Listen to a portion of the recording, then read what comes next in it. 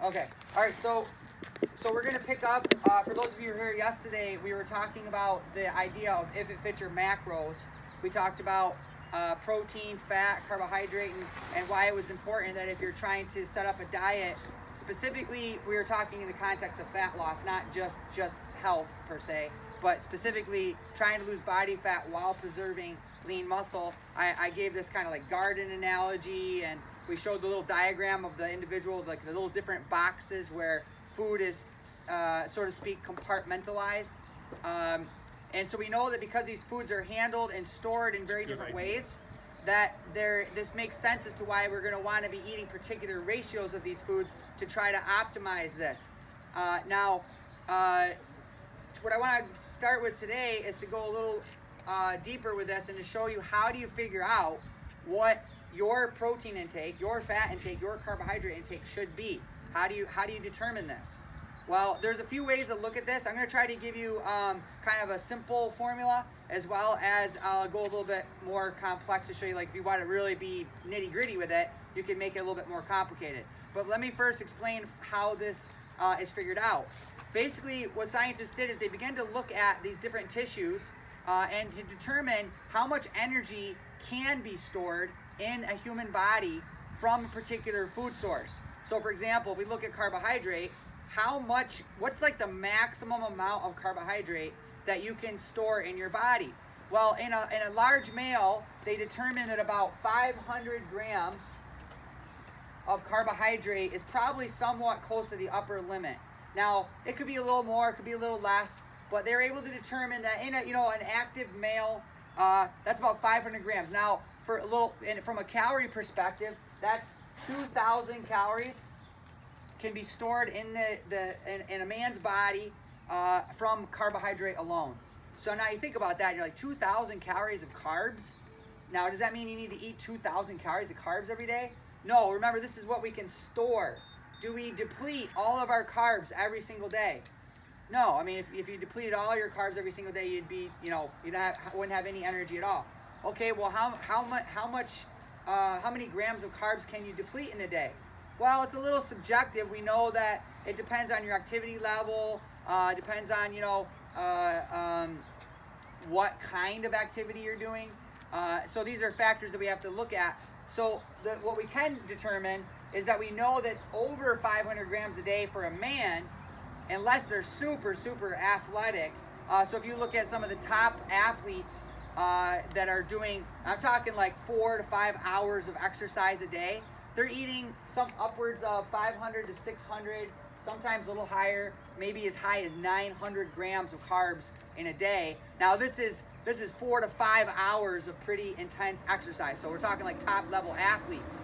Now you get down to the average gym goer, or you get down to, let's say, just let's go female. So when you look at a female, what's a female's glycogen level storage?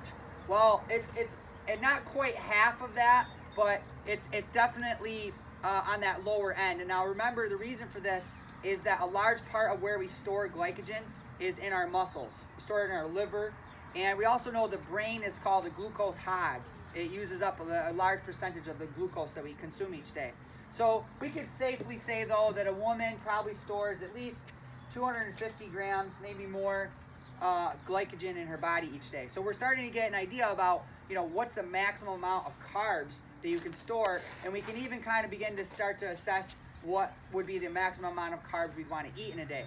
Now, when we look at protein, we can do the same kind of math. We can look at protein. We can say, well, what's the maximum amount of protein that you store in your body, and how much protein do you need each day to replenish that which is lost? So there are ways of assessing protein losses. This is called nitrogen balance or nitrogen retention. And this idea of looking at protein loss, particularly in the stool or in the urine, we look at the breakdown of amino acids. We can come up with a amount of protein that's optimal. Fat, what about fat intake? Well, fat, unlike other foods, we have what are called EFAs, essential fatty acids. So scientists begin to realize that there are some nutrients that are essential. Like, they're not just like, oh, these would be good things to have. They're absolutely essential. if you don't get them on a regular basis in sufficient quantity, then you develop problems, health problems. So when you look at essential fatty acids, we can actually determine what would be a good healthy intake of fat from these EFAs. The two types of fat that are essential are omega-6 and omega-3. And they are normally recommended to be consumed in a ratio of about 2 to 1. So 2 times as many 6s as 3s, or even in a 1 to 1 ratio is not bad. Unfortunately, the modern American diet looks something more like this. 32 to 1, and some extremes are 16 to 1. So right now we're eating way more omega-6s than we need, and not enough omega-3s. And this ends up creating an imbalance and inflammation. So omega-6s are pro-inflammatory, omega-3s are anti-inflammatory. And you need both. You need pro-inflammatory processes in the body. They help our body to heal and recuperate. And we need anti-inflammatory. But when they're out of balance, that's when it's a problem. And so where are these omega-6s coming from? Oils. Oils that are added, predominantly oils, but omega-6s are also oftentimes high in animal foods. So if you're eating a lot of animal products, for example, one omega-6 that's very high, take chicken. Chicken has a lot of what's called arachidonic acid, which is a type of omega-6. So we know that really you only need, probably a maximum when it comes to 3s and 6s, 4 to 5 grams of each to get your bases covered for the day.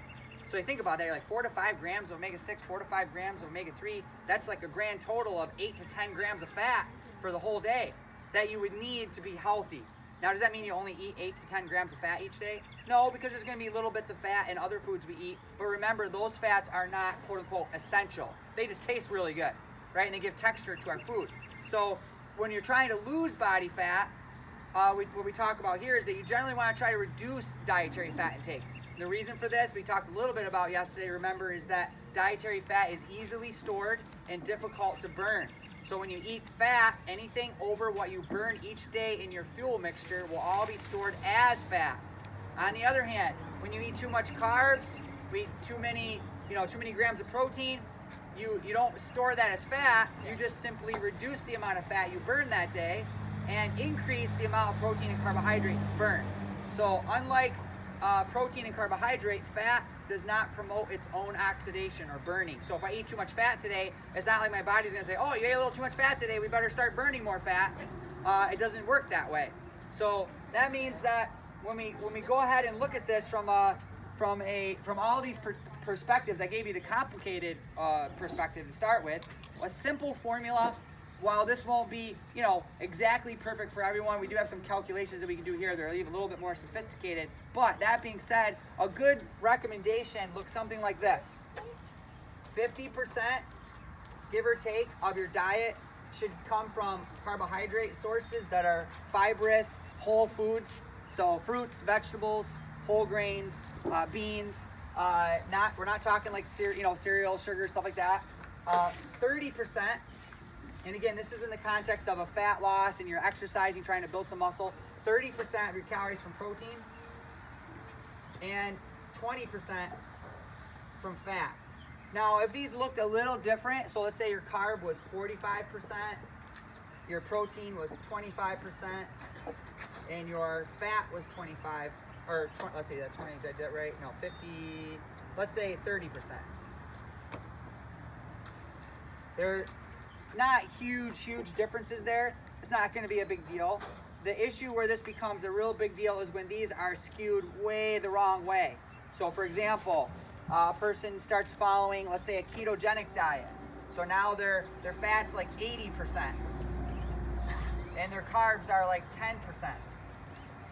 And their protein is, another 10%. Now, that's where we might be running into an issue. Now, this would, if you keep your calories low, can this person still lose weight? Yeah, but the problem is that we're now running into where we're creating deficiencies, right? As we eliminate carbohydrate, we eliminate all the phytochemicals that are found in there. We eliminate the fiber, which helps promote the health of our microbiome. We're eliminating nutrients like vitamin C, which is necessary in humans. We don't make vitamin C like other animals do, and so on. So we started developing long-term deficiencies that compromise our health and longevity, right? We don't want to do that. So we want to keep somewhere in here. Now, how you determine that is just take those percentages of your total calorie target. So if you're aiming for, 1,500 calories, you say, well, what's 50% of 1,500? 750, that's calories. Now then we would figure out what that is. If you wanted to figure out what that is, you could divide by 4 to get that in grams, right? If you're trying to look at grams versus calories. Then we would do 30% of 1,500 to get our protein. We'd write that down, right? And then we do 20% of 1,500 to get our fat. And now we would have those as our targets each day. Ideally, this is usually easier to look at in grams, because when you look at a label and you're trying to figure out, well, how much fat's in this thing, you're going to want to know how many grams of fat. It's hard to calculate the calories, that are in that as far as from fat. So, for example, you end up having a day that might look something like this, where you have your carbs maybe are 200 grams, your protein is 150 grams, and your fat might be 40 grams.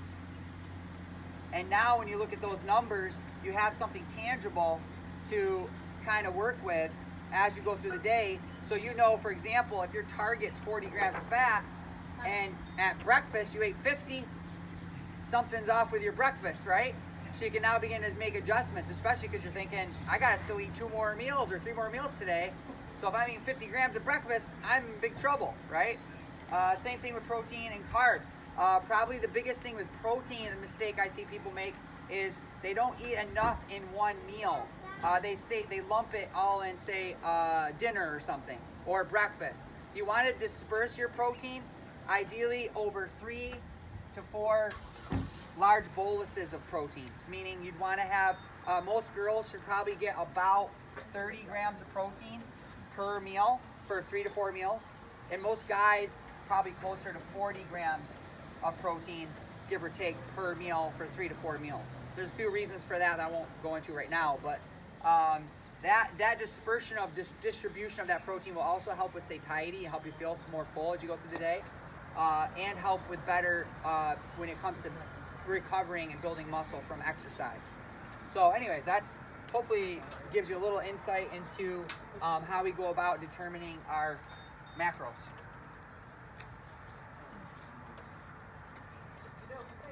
You're welcome.